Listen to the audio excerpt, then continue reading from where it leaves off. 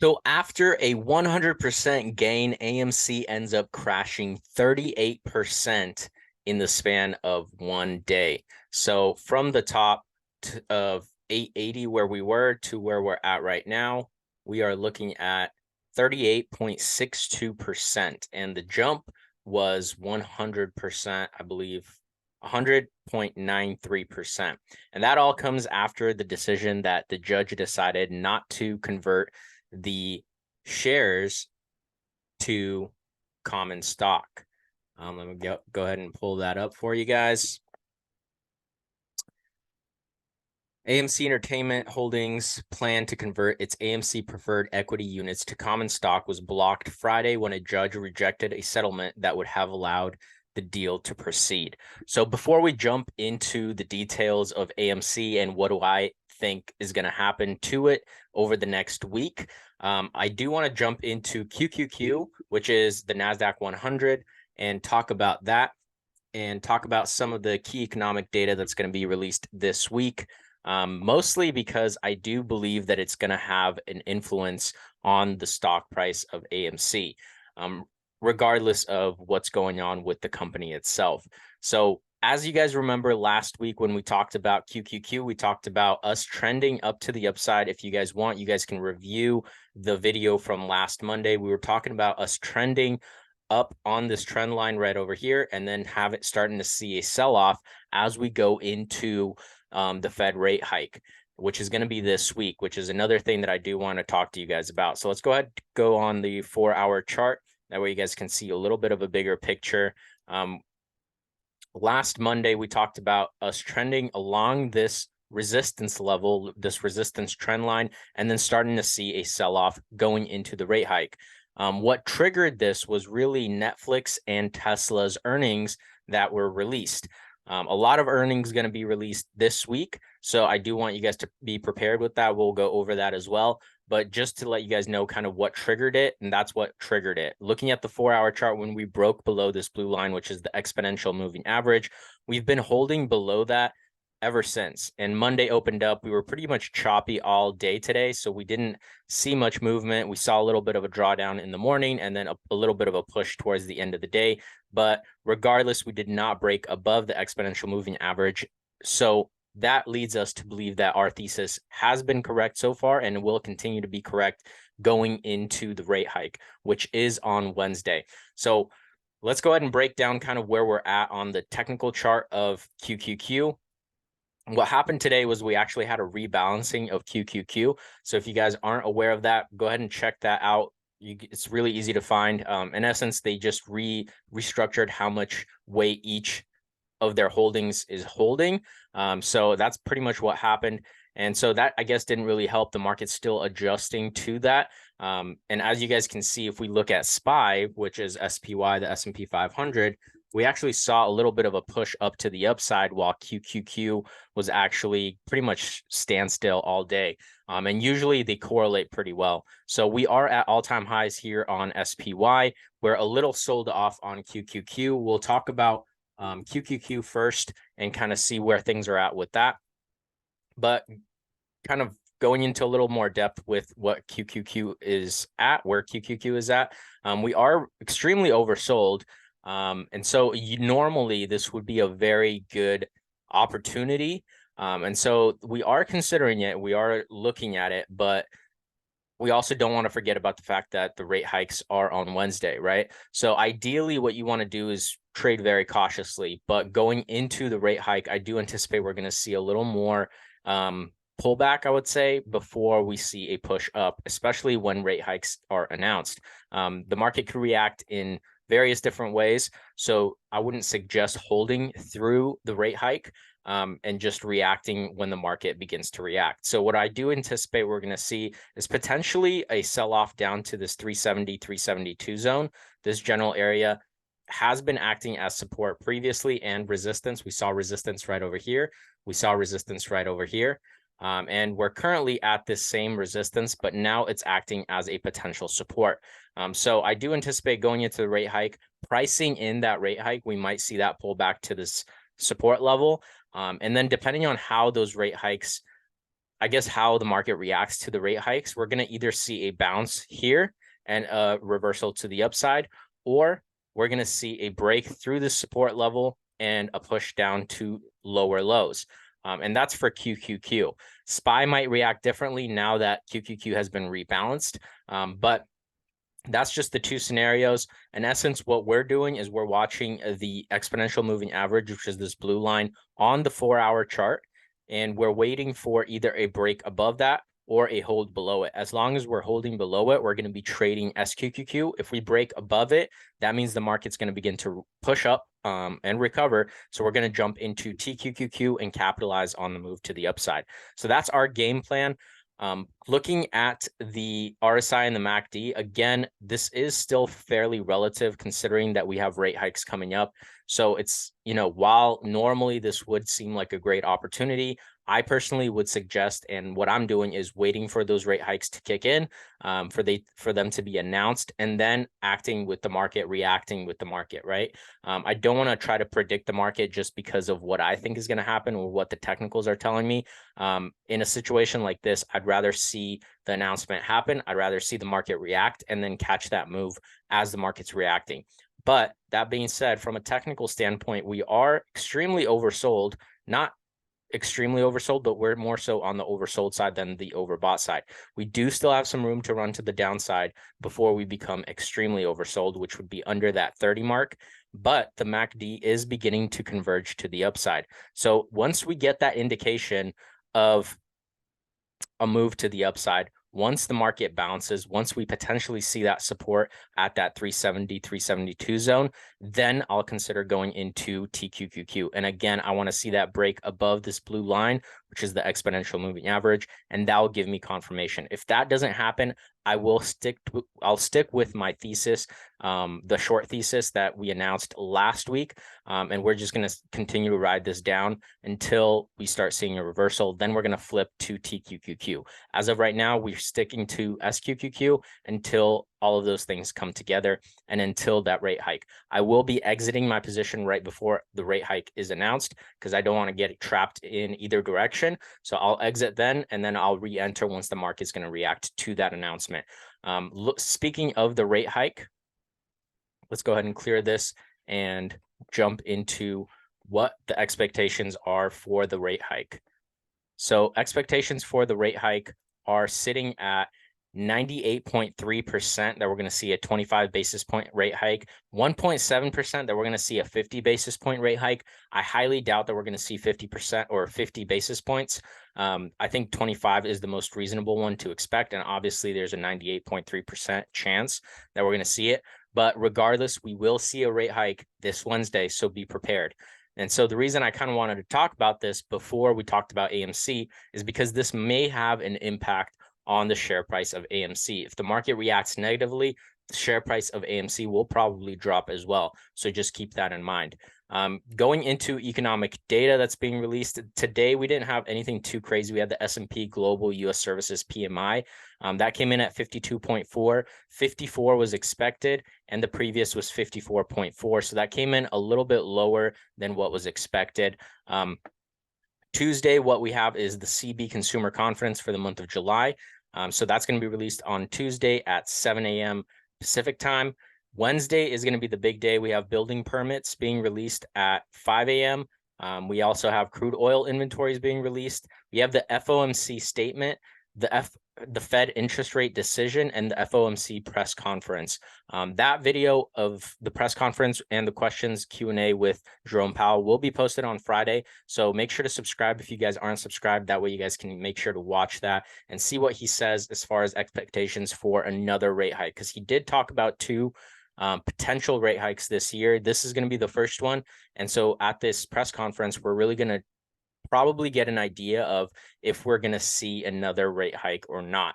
And so that's one of those things as far as how the market's going to react.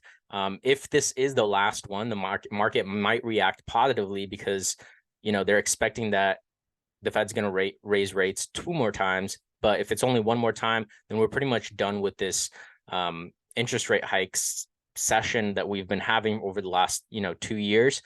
So that might be a positive catalyst for the market. So that's why I'm saying that I want to hold off in terms of trading or holding through interest rate hikes, because you never know how the market's going to react, right? So once that reaction comes in, then we'll react. Thursday, what we have is we have the core durable goods orders for the month over month for the month of June, GDP quarter over quarter, and then we have GDP price index, GDP sales. That's just going to be, that cluster of information that you're going to want to pay attention to.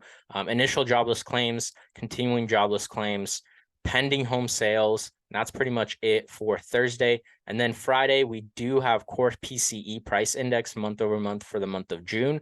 And then we also have the year over year and for the month of June, core PCE price index as well. So that's going to be it for Friday. Now, that's pretty much all the data that you're going to want to pay attention to. We have the Fed rate hike coming in. And then the other thing I want you guys to pay attention to is going to be the earnings that are going to be released this week. We do have some big earnings being released today. We didn't have anything too big to worry about, but starting Tuesday, Wednesday, and Thursday and Friday, we do have some big names reporting. So before market opens on Tuesday, we have Verizon, we have 3M, we have GE, we have Spotify, not too big, but it's there, Alaska. And then after close, we have Microsoft, Google, we have Snap, Visa. Those are some big ones. Then Wednesday, we have AT&T, we have Boeing, Coca-Cola, Hilton, ADP. And then we have after close Meta. That's the big one. eBay is a pretty decent one to pay attention to. As far as cruise lines go, you can pay attention to Royal Caribbean Group. On Thursday, we have McDonald's, Southwest, MasterCard, Crocs. We also have Ford, Intel, Roku, T-Mobile. And then Friday, we have ExxonMobil, PG, Chevron. And those are going to be the big ones, I would say. Charter might be another one to pay attention to, but those are some big names to pay attention to. So it's a pretty full week in terms of earnings. So starting Tuesday, Wednesday, Thursday, we might see a lot of volatility in the market just because of earnings. And then leading up to the rate hike, that might draw some more volatility. So as you guys can see, looking at QQQ, where we're currently at. So now hopefully my expectations and my thesis is making a little more sense in terms of, can we potentially see more selling? Absolutely, especially with the volatility and the rate hike coming up.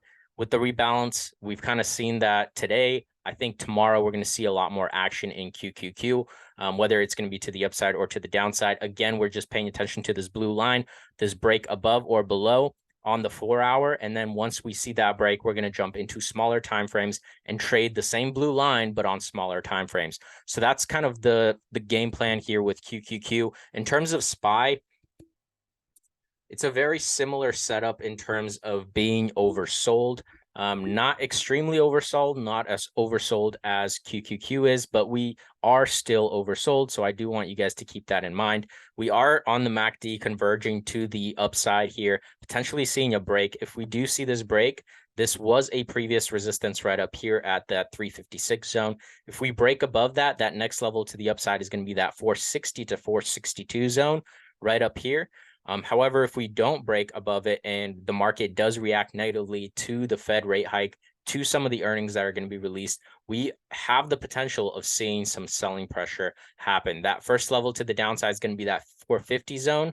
And then the next level below that is going to be that 445 zone right over here. So 450, 445. I don't know that we're going to see a drop lower than that, but worst case scenario, we come down to this 440 zone, which is going to align with this 180-day simple moving average as a potential support. We are extremely overbought though, so just keep that in mind. It wouldn't be surprising to see a pullback on SPY, but because our main focus on this channel is the NASDAQ 100, we do pay attention to QQQ.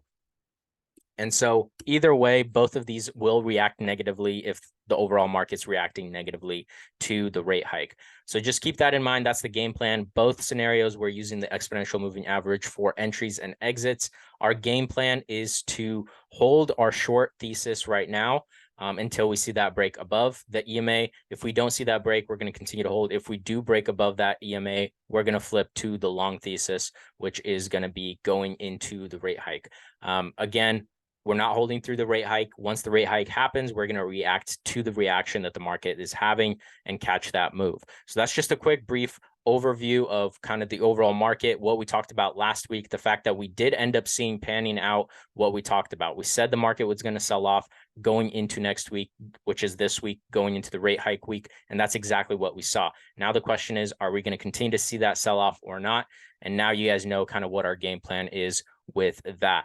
So now that we've gone over the overall market, let's go ahead and jump into AMC as promised and talk about what we expect with AMC and kind of what's going on with AMC, right? So before we jump into the details, you guys have seen the rally, you've seen the drop. Let me go ahead and zoom out on a bigger time frame. That way you guys can kind of see, you know, even from a technical standpoint, we got rejected at a very strong resistance zone. We've got rejected back here last year in December. Then we got rejected right over here in February, same zone. And then now we just got rejected at the same zone, that $889 zone. We got rejected again and starting to see a sell-off. We do have earnings coming up here on the 3rd of August. So keep that in mind. Again, don't want to be holding through earnings. Personally, I would not. As of right now, I don't even want to touch this stock, but I know a lot of you guys are invested in this stock or have been holding the stock for quite some time. So just want to give you guys some guidance. Again, earnings, if you guys are not in this stock, do not hold through earnings. But just a quick overview of the grand scheme of things, kind of how things are looking, and the reason why we got rejected. We did have a strong resistance right up here, so it wasn't surprising to see that rejection. Now, going into the details of this, I do want to read the article associated with this particular stock, the one that we started before going into this video. Let's go ahead and start from the top.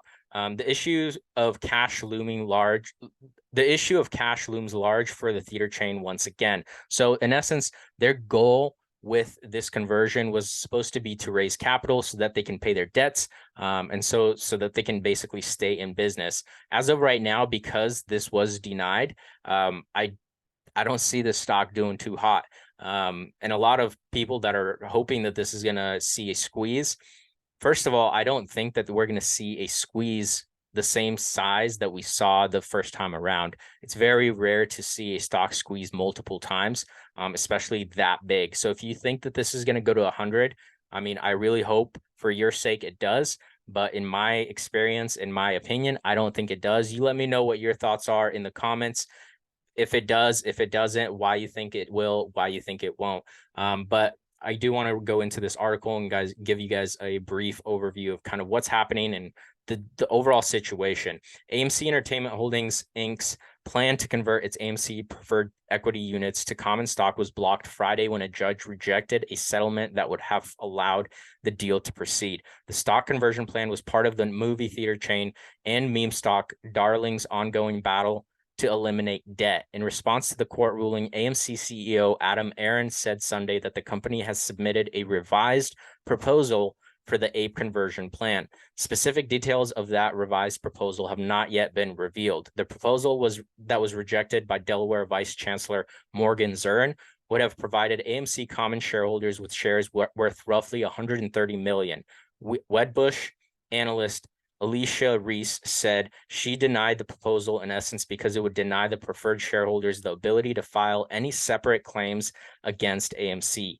Reese wrote in a note Monday. Part of what swayed the judge was nearly 3,000 individuals who sent in letters to sway the opinion, presumably out of concern for further share dilution. And it's understandable that, you know, the shareholders don't want to see the stock diluted. But if the company wants to survive, they have to do what they have to do. And I feel like a lot of people don't really understand that. But again, you do want to be protecting yourself as a shareholder. So it makes sense. It's just a rough situation, especially when you have so many people bag holding. People don't want to see the stock go lower, right?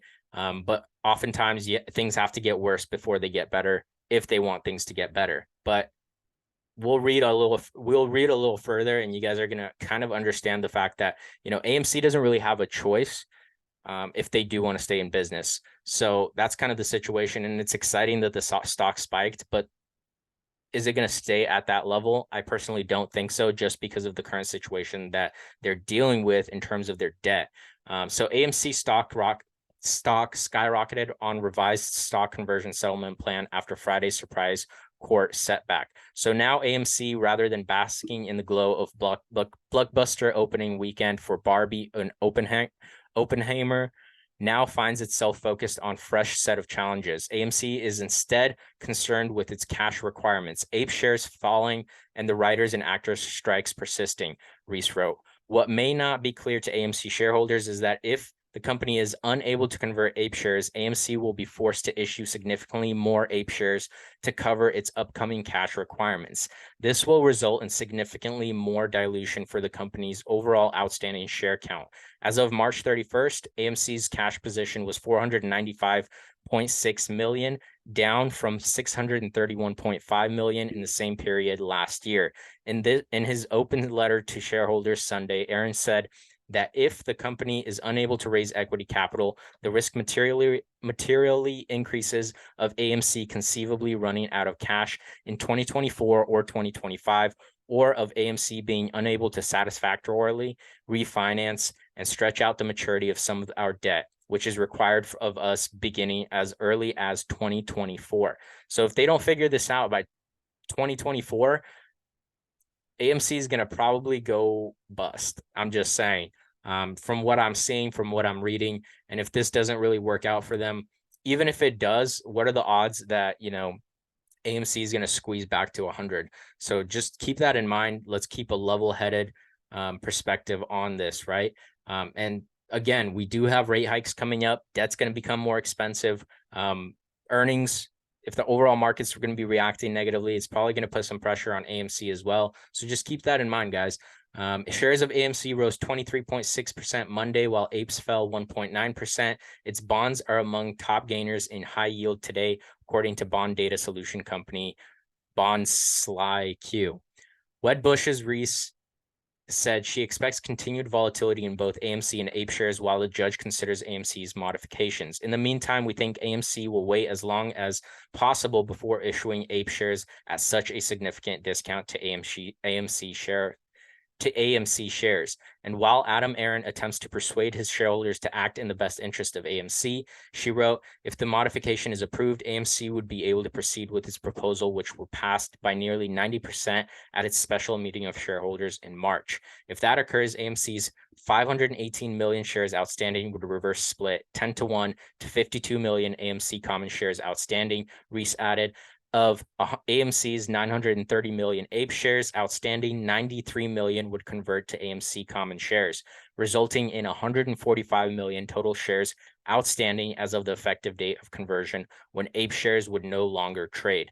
So very rough situation for AMC. Would I be getting involved if I'm not involved right now? No, absolutely not. We have earnings coming up. We have a debt issue.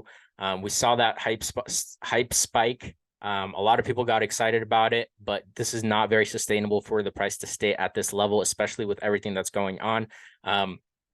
Again, as you guys heard, they're obviously trying to resolve it. And like I said, even if they do resolve it, the odds of this going to $100 per share are very, very slim, in my personal opinion. You guys let me know in the comments what your guys' thoughts are on AMC. If you guys are holding any AMC, what you guys think where you guys think it's going to go, where you think it's not going to go, and how this whole thing is going to pan out. You guys let me know in the comments down below. Again, that's just a quick recap of AMC, what happened with AMC, why it spiked, because of that ruling.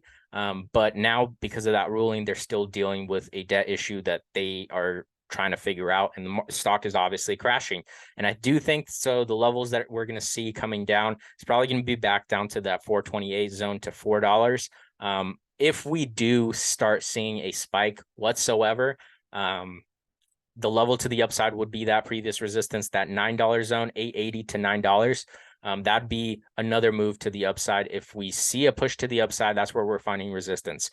But in my opinion, we're probably going down to that $4 to that $4.30 zone, potentially staying there. And depending on how this whole thing pans out, we might see the price even drop even more. If volume starts dropping. Again, pay attention to the volume here. We did see a significant amount of volume today, but it's all been negative volume, which has been selling, a lot of selling pressure. So not the greatest news for AMC holders, for AMC believers, just saying. That's just a quick breakdown on AMC. Just to recap once more, as far as the overall market goes, QQQ is what we're focused on. We're trading TQQQ and SQQQ.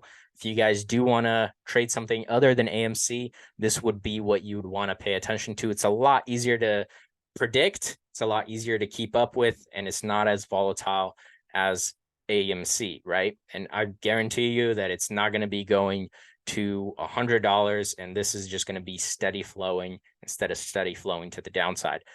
So again, the breakdown is watching the EMA break to the upside. We're trading TQQQ. If we stick below the EMA on the 4-hour chart, we're going to be holding SQQQ into the rate hike. And then right before the rate hike, we're going to lock in profits, see how the market reacts. If it continues to react negatively, we're going to jump right back into SQQQ.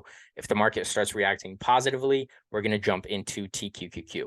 So that's just a quick breakdown of AMC, the overall market, some key economic data that's going on, and the earnings that are going on. If you guys enjoy this video, make sure to smash that like button, subscribe to the channel, turn on your post notifications. We do these videos every single Monday and Friday nights, or around 4 o'clock. Mondays, we'll usually do an overall market recap, and we'll talk about a stock at the end, such as AMC or whatever other stock is hot at that particular moment. And then on Fridays, we'll either do a quick lesson, we'll post a speech, or we're going to go over a specific stock, which has been SPCE lately. So keep that in mind. If you guys like this video, again, make sure to smash that like button, subscribe, and I'll see you guys on the next one.